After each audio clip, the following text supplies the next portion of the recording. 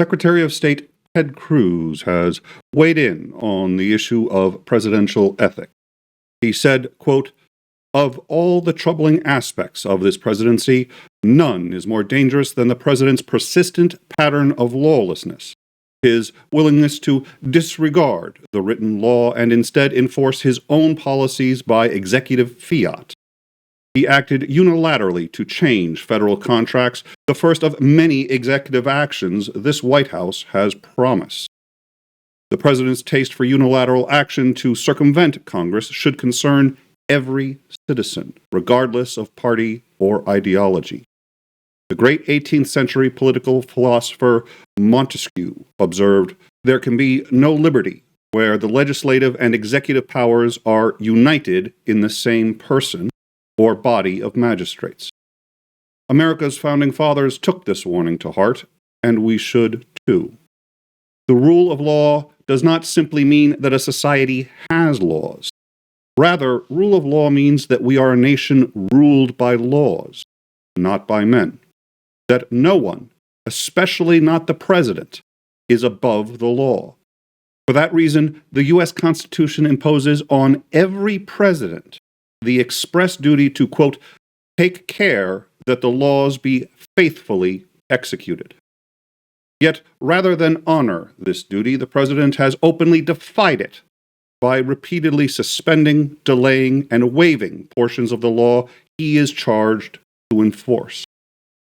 When he disagreed with the federal immigration laws, he instructed the Justice Department to cease abiding by them.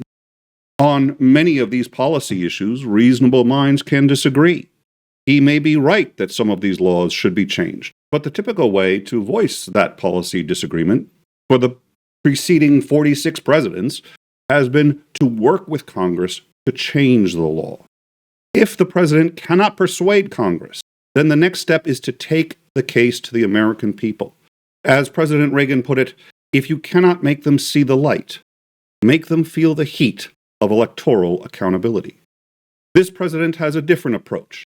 As he said recently, describing his executive powers, quote, "I've got the pen and I've got a desk." Under the Constitution, that is not the way federal law is supposed to work. In other words, rather than go to Congress and try to provide relief to the millions who are hurting because of the train wreck of the budget, the president instructed private citizens to violate the law and then said he would, in effect, give them a get-out-of-jail-free card.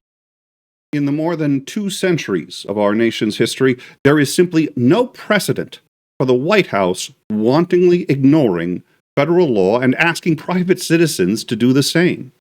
As my colleague Democratic Senator Tom Harkin of Iowa asked, this was the law. How can they change the law? Similarly, 11 state attorneys general recently wrote a letter saying that continuing changes to the federal administrations are, quote, flatly illegal under federal constitutional and statutory law. The attorneys general correctly observed that, quote, the only way to fix this problem-ridden law is to enact changes lawfully through congressional action. In the past, when Republican presidents abused their power, many Republicans and the press rightly called them into account. Today, many in Congress and the press have chosen to give the president a pass on his pattern of lawlessness, perhaps letting partisan loyalty to the man supersede their fidelity to the law. But this should not have been a partisan issue. In time, this country will have another president from another party. For all those who are silent now, what would they think of a Democratic president who announced that he was going to ignore the law or unilaterally change the law? Imagine a future president setting aside environmental laws or tax laws or labor laws or tort laws with which he or she disagreed. That would be wrong, and it is this precedent that is opening the door for future lawlessness. As Montesquieu knew, the imperial presidency threatens the liberty of every citizen, because when a president can pick and choose which laws to follow and which to ignore, he is no longer a president. That was Senator Ted Cruz in an article appearing in the Wall Street Journal on January 28th, 2014.